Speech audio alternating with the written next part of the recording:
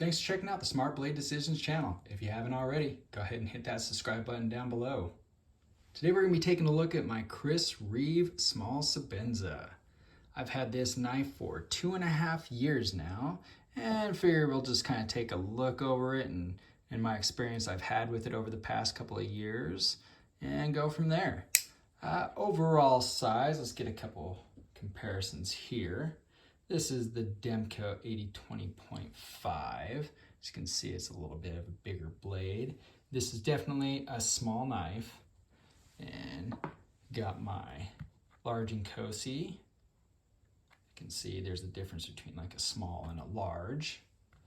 And I got my XM 18 3-inch.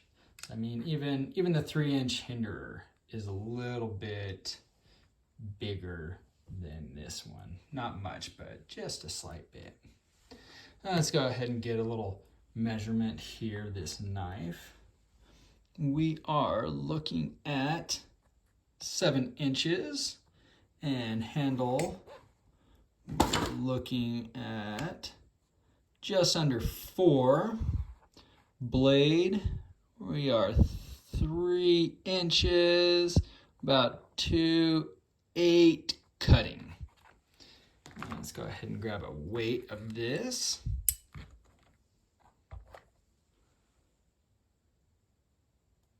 Now this thing is really light, only 2.9 ounces.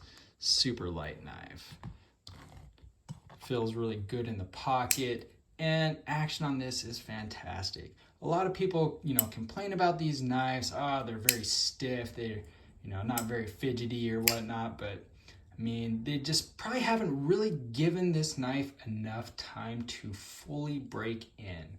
I really didn't get this, buttery glass smoothness until about a year after I had it. And after that, right there, drop shut pretty much. Fantastic. This runs on washers. And that's another thing that I really like about this knife is if I accidentally, drop it in the dirt while I'm out camping, something like that, all I have to do is just, blow it out, dust it off, maybe run it through some water, and I am good to go. So this thing, it's good for, fishing, gutting, things like that, where you don't really have to, worry like with bearings. You get some gunk in there and then your knife is gritty. You gotta take it apart and clean it. This thing you won't have to do that with. Now I went ahead and I did add an aftermarket clip. Now this clip is done by RGT, and I think he does a fantastic job on these. I pretty much put all RGT clips on every single one of my Chris Reeve knives. So I think they are great. They have a nice low profile on them. And just, retention and everything on these are fantastic. And they fit in perfectly, nice and flush, and, very well made. And I think it just makes this knife that much better. This knife has a very thin, we're looking at 2.9 millimeters, and blade, if I can catch it there, 0.6. So very slicing. It's got that hollow grind. So this thing is like a laser when you're cutting through things, especially cardboard, just glides right through it. And I have seriously used this to cut all sorts of crap with. Done zip ties, everything, tons of cardboard, carved some wood with it, and this S35 VN steel has been fantastic for it. I know most of the stuff now, they've all kind of upgraded it and made it a little bit better. They've went to S45, and then now they're kind of moving on to MagnaCut, so all the newer ones are going to have that. But I haven't had any issues with this S35 VN. As you can see, I've sharpened it. I've put a nice mirror edge on there, and it is razor sharp. Very nice and clean with that hollow grind. Now, fit in hand is fantastic on this knife. I'm not a bigger guy, so this tends to fit perfectly in my hand. The jimping is a little bit farther back, but it's still very functional, and even if I choke up, I still kind of hit a little bit of that jimping, and I really do like the contoured spine on these knives.